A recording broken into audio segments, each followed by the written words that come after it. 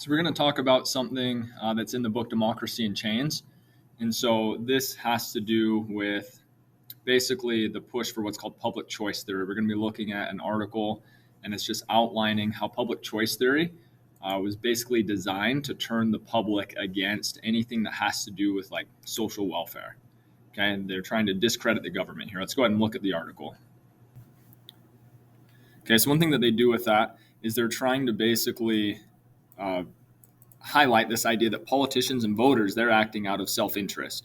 And so they're ganging up on the wealthiest and they're ganging up on everyone else to try to basically milk the system. Okay, so they use this idea to portray democratic processes as inherently flawed.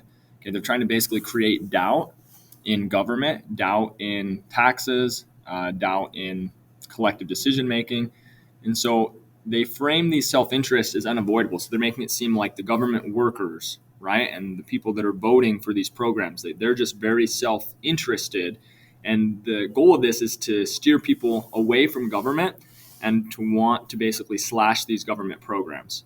Okay, and so it makes people want to push more toward libertarian solutions like deregulation and privatization. That can even include things like Social Security.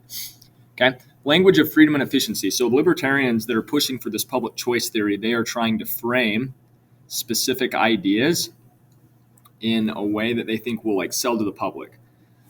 So policies like cutting taxes, reducing regulations, and privatizing public goods, they say that this is protecting individual freedom and promoting economic efficiency.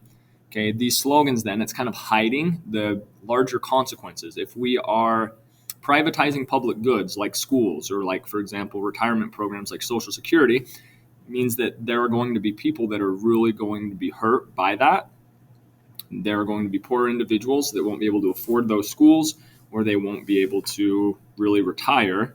And so again, they're kind of cloaking the consequences in language that a lot of people like. Oh, it's good to protect our individual freedom. It's good to promote economic efficiency. People can get behind that.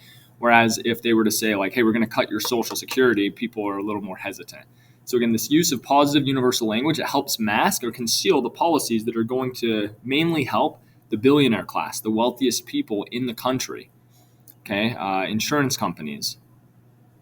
Okay, distracting from the real beneficiaries. So the theory that 𝙊𝙗 argues is that it's like presented in a way that empowers individuals in the free markets, where in reality, it's going to benefit corporate and elite interests the most.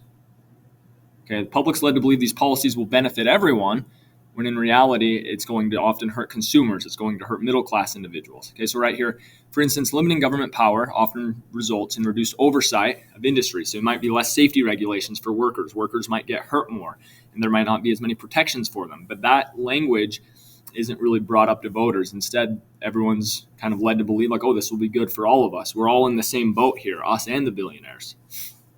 Okay, stealth constitutional reforms. Okay, so they try to embed these ideas into laws and constitution, often without the public even being aware. Okay, so instances of this. So movements to introduce stricter requirements for passing taxes or spending measures.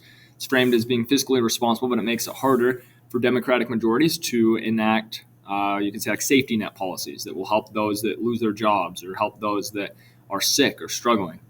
Okay, measures are often introduced in ways that obscure anti-democratic intent. So you attach them to unrelated legislation. You basically kind of sneak it into unrelated bills. And then undermining public institutions, they're trying to make people have less confidence in public schools, in our healthcare systems, in other public services like libraries. It sets the stage for privatization because people won't be opposed to these things being privatized. And some of the ways that they try to spread these ideas, they do it in academic and think tank funding. So like Koch brothers, for example, they just pump money into think tanks, pump money into universities. The book highlights, I think it's called like it's like some type of federalist program where they basically treat judges to these all expense paid vacations and kind of push certain ideologies on the judges. Okay, so these tactics can weaken democratic processes by creating structural barriers that prevent majorities from implementing progressive reforms.